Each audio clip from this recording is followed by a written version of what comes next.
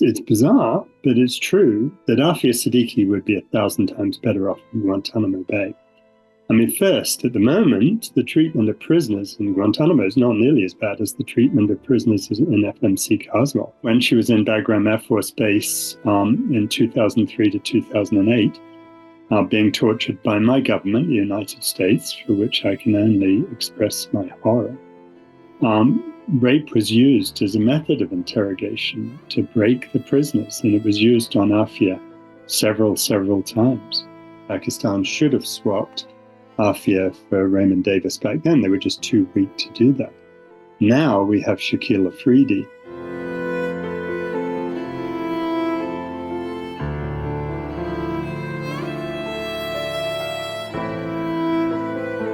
Since I took a case on in January. And of course, we've talked about many things. I've not revealed a lot of them publicly because it's humiliating for her. I mean, one of the purposes of torture and abuse is to humiliate the victim. And I don't want to be part of that. But unfortunately, there comes a point when the various governments are not taking the case seriously enough that we have to do that. And so it was with regret that on this last trip, I did reveal some of the allegations of sexual abuse. One thing, when she was in Bagram Air Force Base in 2003 to 2008, being tortured by my government, the United States, for which I can only express my horror, rape was used as a method of interrogation to break the prisoners, and it was used on Aafia several times. But I wish that was the only time that she'd faced it. And she's described to me various incidents of rape and sexual abuse in FMC Carswell. I have not named publicly the perpetrators yet, but certainly we need to have a full investigation into this. The moment when I saw her this time was just 15 minutes before I had to leave. She asked me if I was going to have to go, and I said regretfully yes. And the poor woman, I've never seen anything in 39 years of doing this. She had a total breakdown in front of me, and she was screaming, "Don't make me go back to that prison cell. I won't go back to that prison cell with all the rapists. I won't go back." And she, over and over and over, this went on for 30 minutes. While I was there until they finally kicked me out of the prison. And if you can imagine, it was tormenting for me to see that, but obviously I'm of little relevance in this compared to Aafia and what she was going through. So we just got to put an end to all this.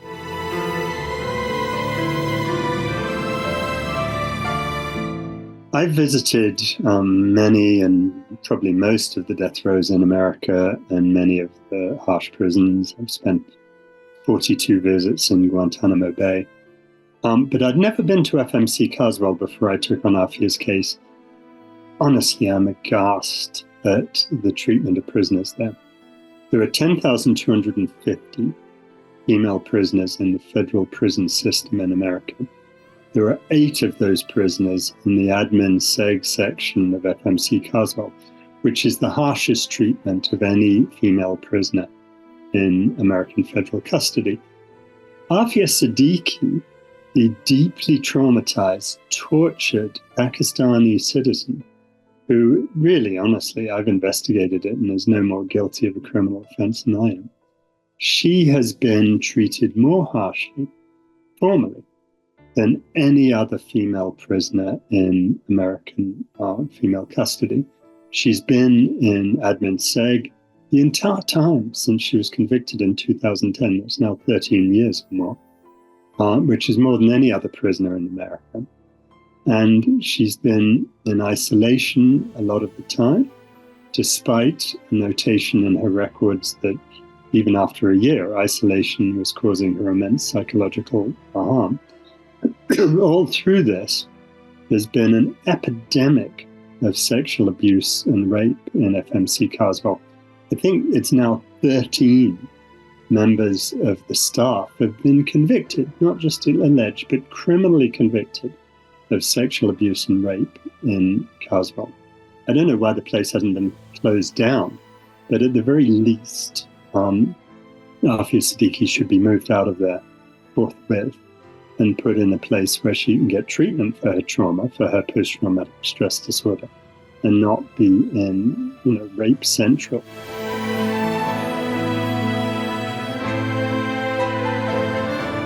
But, this just isn't good enough. The FMC Carswell needs to get its act in gear.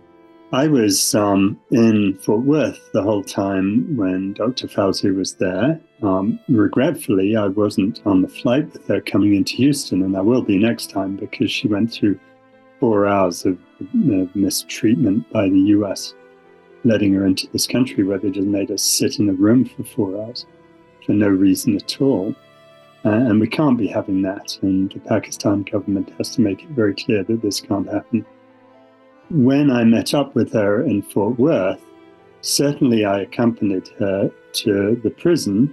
This time we'd arranged that she would visit with Aafia alone. Last time I was with her, but I think it's only reasonable that she should be meeting her sister by herself.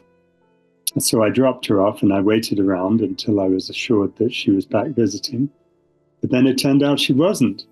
And, you'd think it was a joke if it wasn't real, that you're in a prison and they say they can't find a key to get into the visitation cell. Can you imagine what it's like if both of them were locked in there? They'd still be there to this day, probably. And I thought they were taking the mickey. I thought it was a joke. But it was so stupid that I tend to believe them that they couldn't open the prison door.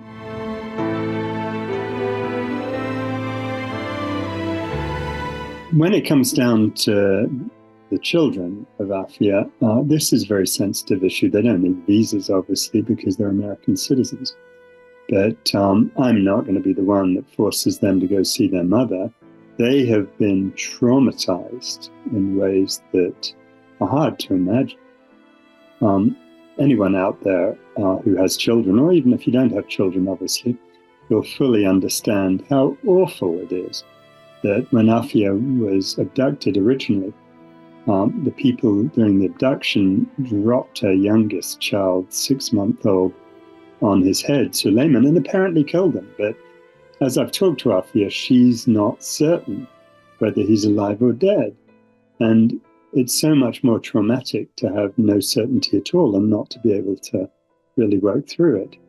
Then the second child, who was then just 3, she was taken all the way from Karachi to Afghanistan and forcibly adopted in what appears to be a nutty Christian white American family who somehow thinks it's better to be an American Christian than a Pakistani Muslim. That's something that I don't think any of us can subscribe to. But then in a way, I think the third trauma is the most bizarre.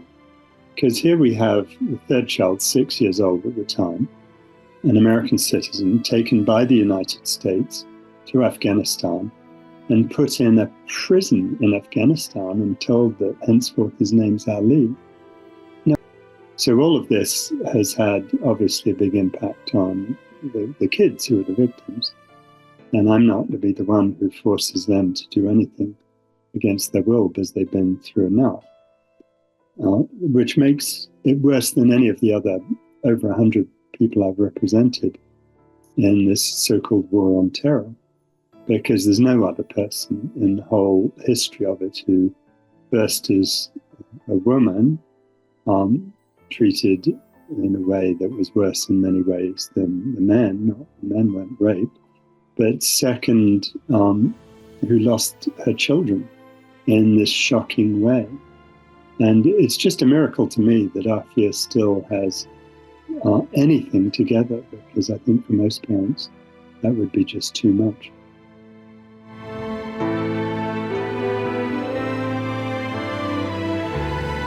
Well, I don't think we've achieved a whole lot so far. I do view it as my job to clean up the mess created by the American government over the last 20 years. But obviously we need help. I'm just one person. And I think the Pakistan government is being very, very weak in this. Look, Pakistan is a country of 230 million people. I'm sitting in Britain, which is a country of 60 million. So Pakistan's almost 4 times as big.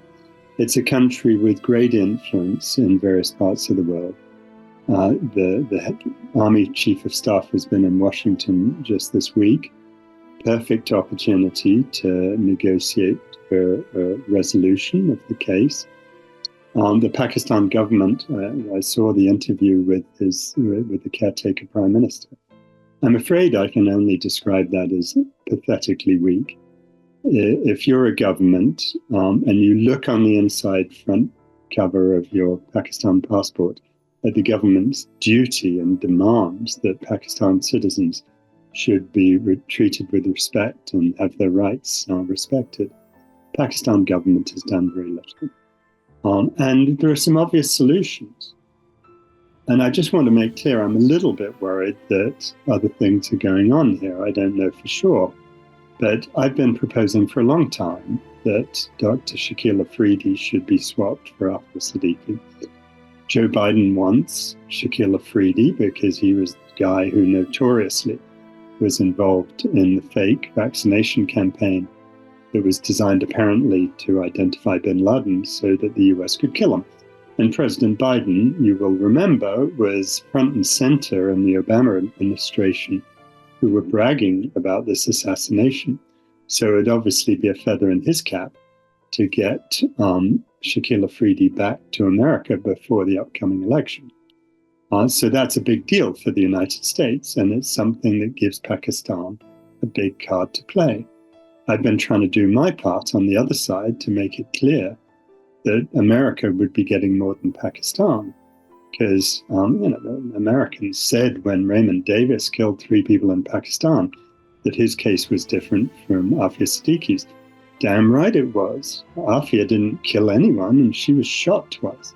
So, of course, Pakistan should have swapped Aafia for Raymond Davis back then. They were just too weak to do that.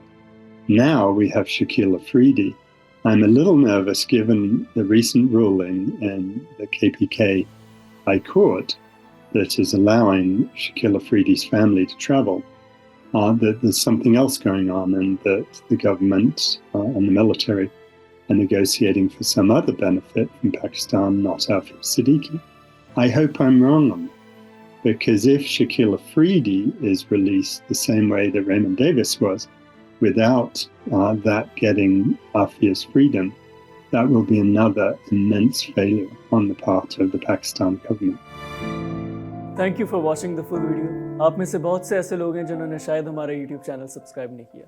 So if you want to support independent journalism and watch more meaningful content, please subscribe to our YouTube channel.